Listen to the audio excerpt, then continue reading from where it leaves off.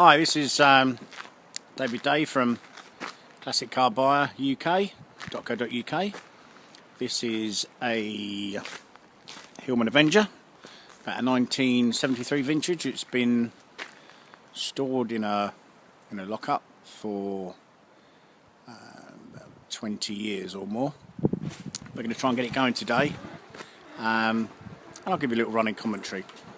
I'll be having Lily, my daughter, will probably be holding the camera at certain times, but I've got no fear whatsoever that this car will run again and very shortly.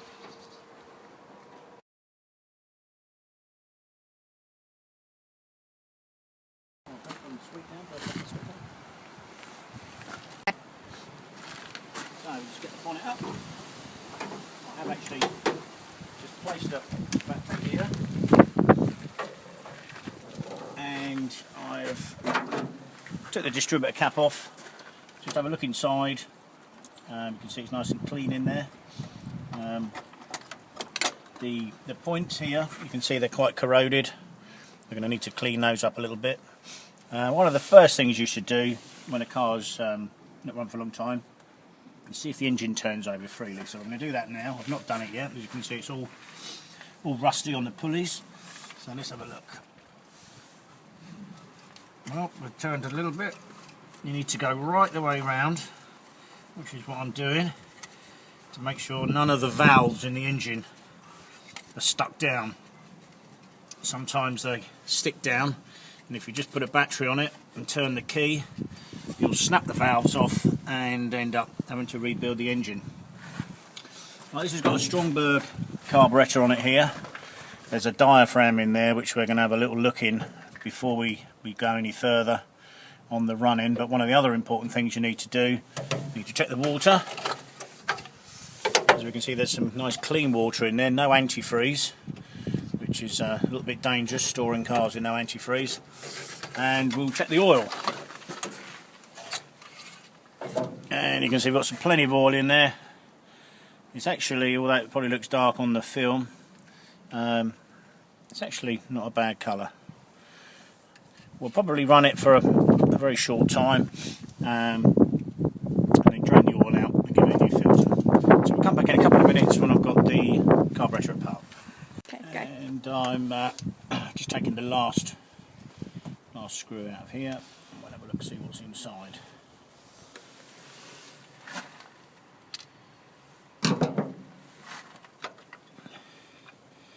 Right, well actually, that's pretty good in there. As you can see, the turn spring. And we're going to have a look at the diaphragm. These normally have holes in, but all you've got to do is just stretch it out a little bit, just to make sure. Well, to me, don't tip it upside down because there's actually oil in there. So saves putting that in. The needle, got a little bit of gear on there, a little bit of carbonised fuel on there, so we'll just get a little bit of wire wool and we'll give that a clean up, and then we'll put that back in. We'll put a little bit of carburetor cleaner and a bit of wire wool, and we're just going to give it just a very small look at it. It just comes off very easy.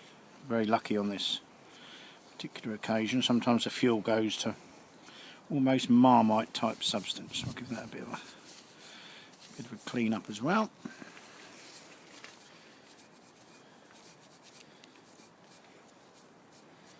And just a very quick rinse.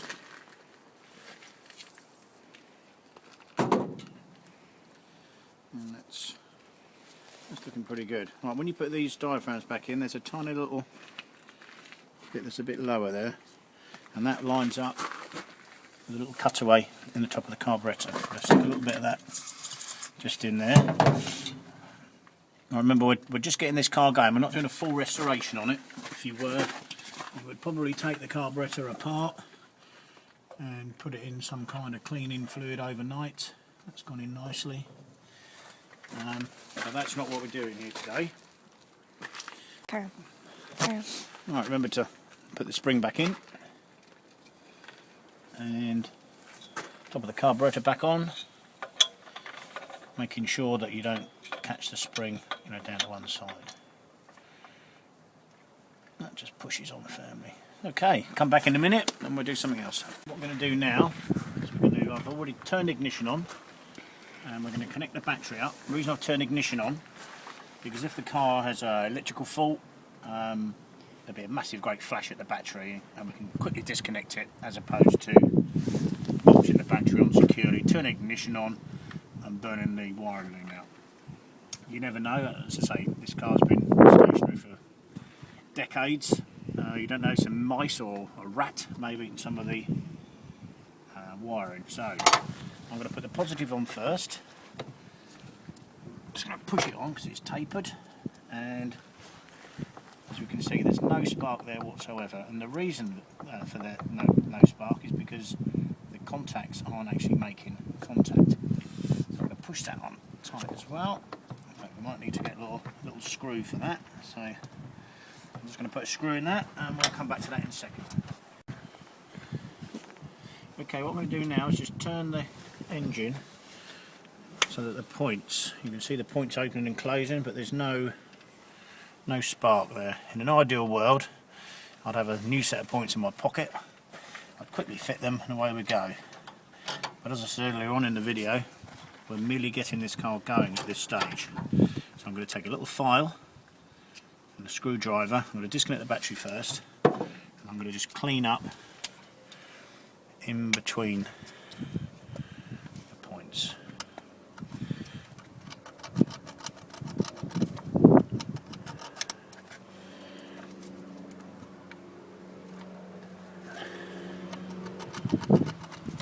I could take them out, but then I would need to reset the timing and all sorts of stuff, so we're just going to clean them up so we can get a spark. We'll just connect that back up, and as you can see there now, we've got a nice little spark there. Okay. Right, I'm just going to put the leads back on. Fairly easy and straightforward on a 4-cylinder car to work out where the HT leads go, but if not, on a bigger engine car with more cylinders, you need to mark the leads as the easiest way, and it saves a lot of time looking at the manual. Okay, we're going to stick some fresh fuel in this, and we're going to come back in a minute, and you never know, it might start. Okay, this is the moment my daughter Lily is in the car. We're going to need to put some choke on. There's probably a good chance that she doesn't know where the choke is, which is that little lever there. So we're going to pull that and twist it so it stays on. We don't want any throttle when this starts, okay? Lily's job is the key turning. What I'm going to do initially is I'm just going to pull the low tension lead from the distributor, because I want to turn it over and get a little bit of oil around the engine first. Okay Lily, if you can turn it over now.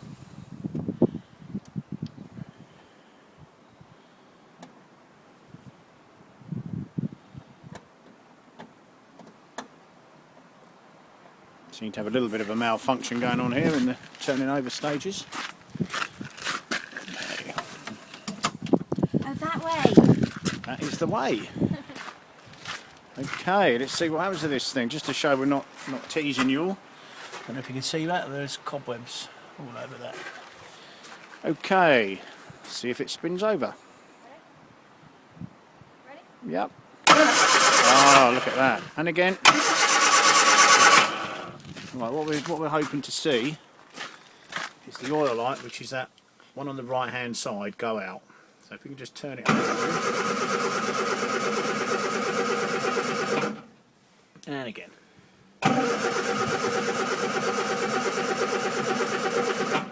Well, it doesn't look like it's going to go out. We're going to have to give it a little bit of help.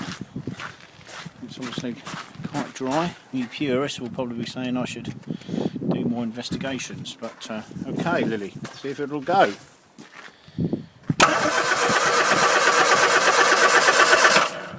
Right, what we're going to do, we're going to give it a little bit of a helping hand. Okay, turn it over. A little bit of carburetor cleaner always does the trick. Okay, try again. You have to let the key flick back. Okay.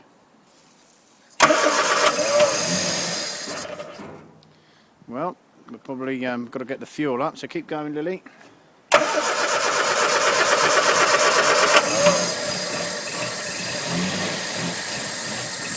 sounds nice, but we seem to have a bit of a fuel starvation problem. Okay, try again.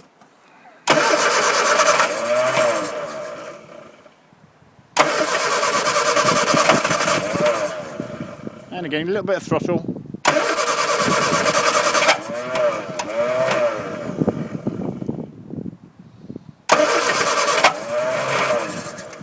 Okay, a little bit of throttle.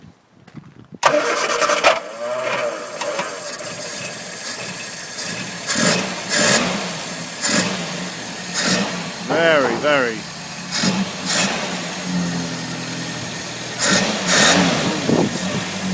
Wow, that is just the nicest sounding Avenger engine I've heard today. Not a bit of smoke out the back. But hey, this car has done a mere 22,000 miles. Well, I hope that's helped you